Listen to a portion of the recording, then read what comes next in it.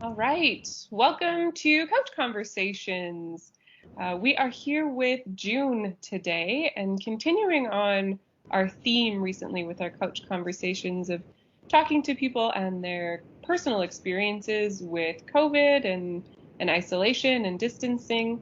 And so June here today is going to talk about her experience with her mom. So June, tell us a little bit about your mom and where she's at, what kind of care she is receiving as well.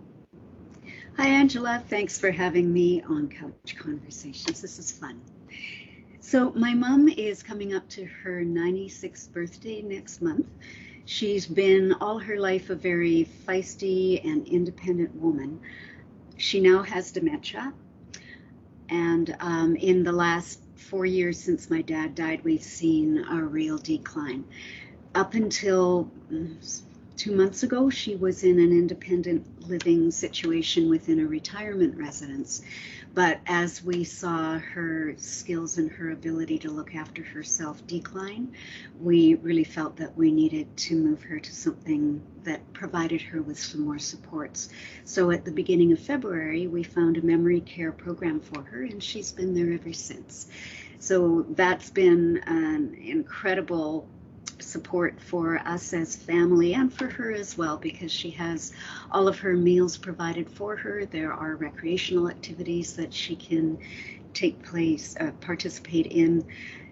She has all her medications being delivered to the residents and people that can actually administer them well.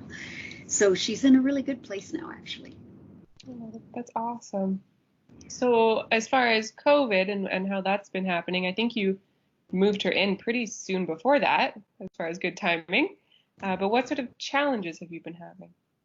You're right. Moving her in 6 weeks before, if we had waited any longer, she would still be in an independent living situation, and that would have been a really horrific thing, I think, for us to try to ensure without being able to actually go in to her retirement residence to make sure that she had what she needed and that she was safe. So thankfully, we did that in time.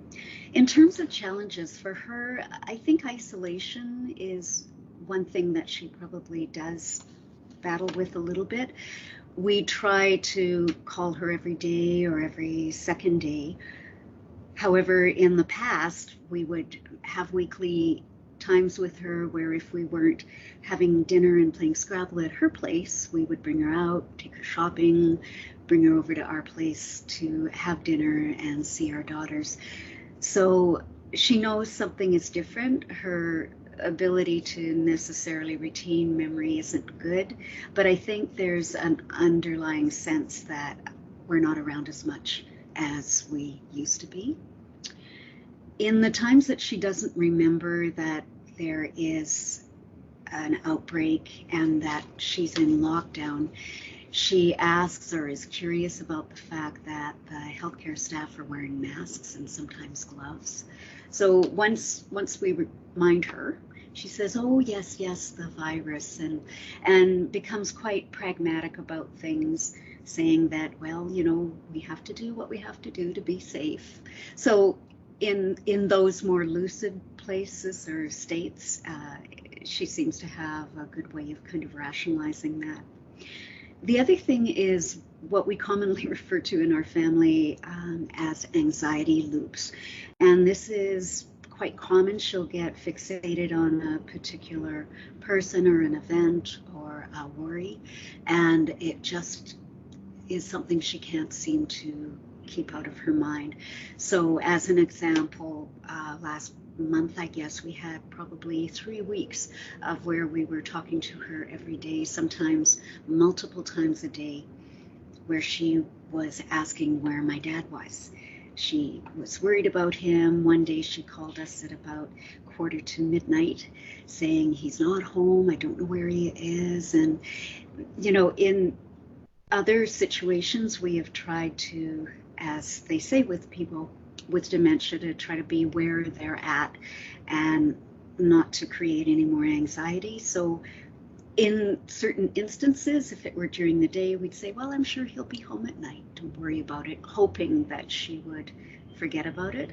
But when she's calling at 1:45 and very upset, it's really difficult not to try to let her know, in fact, what happened. And of course, that creates a lot of difficulty as well.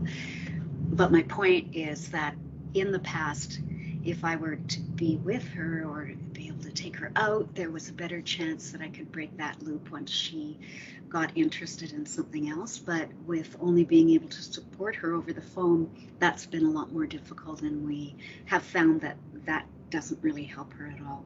So those anxiety loops have been more frequent, and I think just are somewhat telling about how this is impacting her, maybe even unconsciously. And for me, well, absolutely the fact that we can't go to see her or take her out, it's really quite something when you consider that this is, I guess, going into the 3rd or 4th month of there being really no way to see her for any length of time. So that's been difficult for me.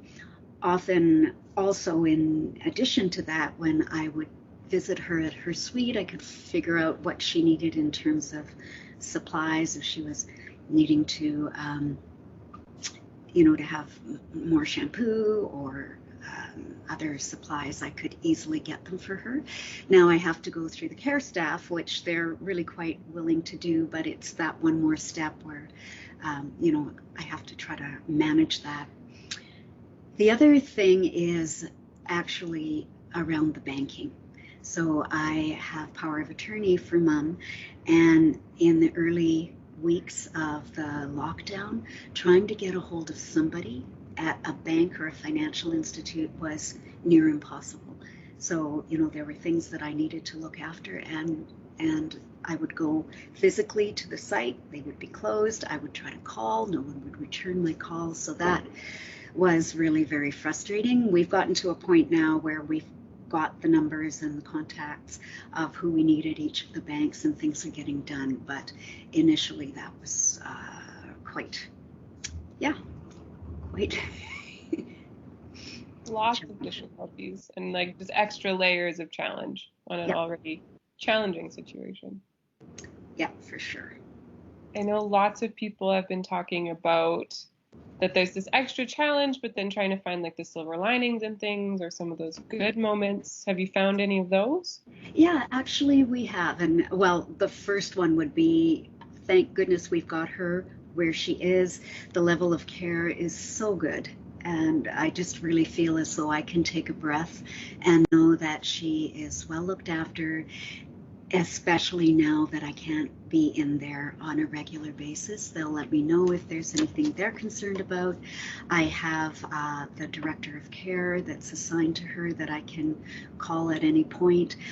Even their ability to manage any medical concerns, I can make my needs known. The doctors that are assigned to the retirement residents, of course, are not going in, but they have virtual conferences.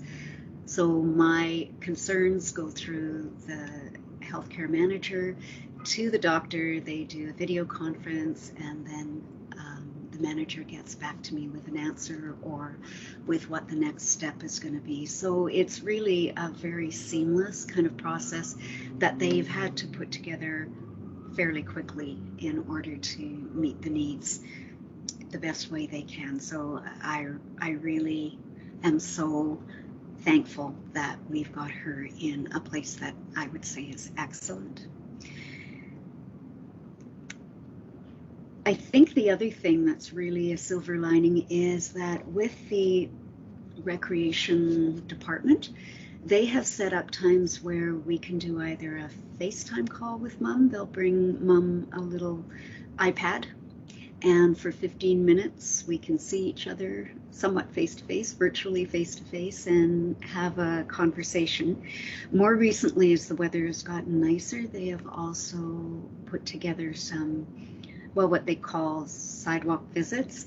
Now, with my mum being in a secure unit, they don't have the capability to actually bring her into the courtyard for us to have a distancing visit. But given that she has a patio and she is on the main floor, they'll bring her out on her patio. we stand on the sidewalk with masks on, and for 15 or 20 minutes we can have a little bit of a conversation. So again, they've gone above and beyond to try to make sure that they can facilitate some kind of connection for not only the people that live there, but for those of us on the outside, just so that we feel like there's some kind of ongoing ability to connect. Yeah, that sounds so cool. Yeah, and I guess the other thing that I would say has been a silver lining is it's more a comment on my mother's stage of dementia, I guess, but she seems to feel as though she's going out a lot. So I'll call her at night and she'll say, "Oh, I've been out walking around the lake." At her last place in the independent living environment, when she was more capable, she in fact did take an hour and walk around the lake that was close to where she lived. So she's there, she's remembering those kinds of things, but we're happy with the fact that she feels like she's got a little bit of independence and that she's able to get out, even though that may not be the actual reality. So she's happier, and we're happy just supporting her to be there. As long as she's happy, we're happy. Exactly. Yeah. So it's up and down as it is for everybody, but between what the retirement residence is doing to try to facilitate connection, and for just how we're learning how to manage this new normal, yeah, things are getting better for sure. For sure. And I know you're not the only person in this situation. There's tons of families experiencing the same thing. So I appreciate you sharing your story and your mom's story so that other people can hear that as well. Because I know whenever I hear stories of other people going through the same thing, it's kind of validating and kind of like, oh, right, put some things in a good perspective for us. So thank you. You're welcome, and thanks for having me on. It was great.